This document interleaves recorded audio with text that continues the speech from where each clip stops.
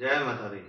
आप सभी भक्तों का एक बार फिर से स्वागत है ज्ञान सभा बाय हैप्पी महाराज के यूट्यूब चैनल में, जहां हम श्रीमद् भागवत गीता का अध्ययन कर रहे हैं। हमने 9 अध्याय तक का अध्ययन किया। आज हम 10वें अध्याय का अध्ययन करने जा रहे हैं।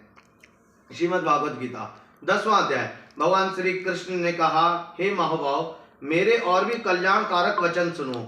तुम पर मेरी अत्यंत अति प्रीति है, अतः तुम्हारे कल्याण के लिए कहता हूँ। मेरी उत्पत्ति का हाल न तो देवतागण जानते हैं और महर्षि न ही महर्षि लोग जानते हैं। मैं ही देवों में और महर्षियों का आदि का कारण हूँ। जो मुझ में अजन्मा अनादि सब लोगों का ईश्वर जानते, वह सब मोह रहित होते हैं। जैसे भगवान कहता है कि अगर आप जानते हैं कि सब जगह मैं ही विद्यमान हूँ और सब में आप भगवान को देखने जाते हैं, तब आप मोह से रहित हो जाते हैं, मोह से छूट जाते हैं, पाप से दूर हो जाते हैं। बुद्धि, ज्ञान, असमोह, क्षमा, सत्य, दंभ, शंभ, दुख, जन्म, मरण, भय आदि, अभय, हिंसा, अहिंसा, समता, संताप, ताप, दान, यश, अपयश इत्यादि अनेक प्रकार के भाव जो है सब भगवान से उत्पन्न होते हैं। भगवान इस प्रकार से अर्जुन को समझा रहे हैं 10वें अध्याय में। 7 महर्षि और उनके 4 मनुष्य मेरे मन से उत्पन्न हुए। जगत के समस्त प्राणी उनसे उत्पन्न हुए।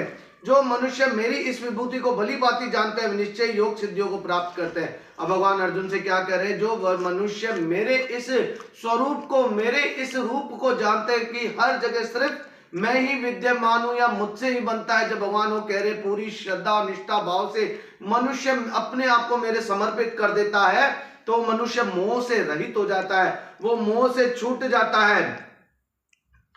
अर्जुन ने कहा, आप पार ब्रह्म हो, परम धाम हो, परम मित्र, अचल दिव्य पुरुष हो, आदि देव हो, अजन्मा हो, सन्यासी हो। आपको सब ऋषि, देवर्षि, नारद, अमित, यज्ञ देव, व्यास भी ऐसा कहते हैं, आप स्वयं भी कहते हो।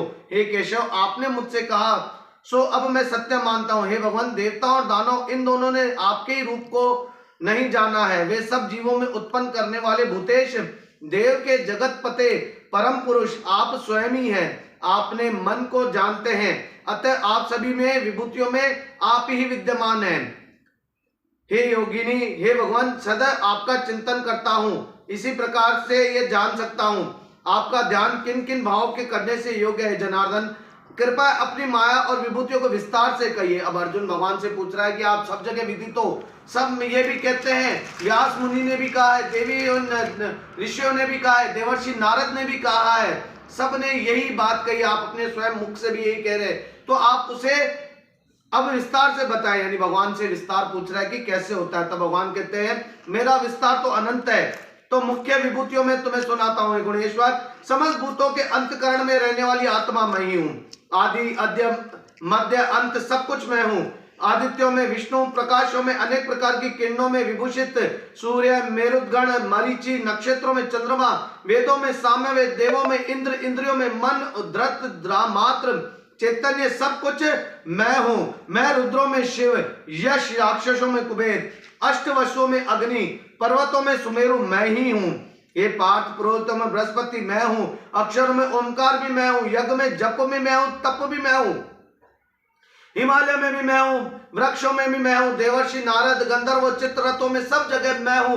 ये सारा अखिल ब्रह्मांड मेरा ही विराट स्वरूप जानना चाहिए। जैसे जिस प्रकार भगवान अर्जुन को अपना विराट स्वरूप दिखाते हैं, ऊपर आकाश में भी भगवान कहते हैं मैं हूं, पर्वतों में भी मैं हूं, वनस्पति में भी मैं हूं, नीचे धरती में भी मैं हूं, उसके नीचे पाताल में भी मैं हूं। ये सारा जो प्रकृति ब्रह्मांड है, जो भी है, सब मेरा विराट स्वरूप ही जानो। ये अपनी विभूतियों में सूक्ष्म रूप से भगवान अर्जुन को समझाने की कोशिश कर रहे हैं कि ये मेरा विराट स्वरूप ही है। मैं विस्तार से भगवान उसको ये समझाने की बात कर रहे हैं। बोल श्री कृष्ण कन्हैया लाल की।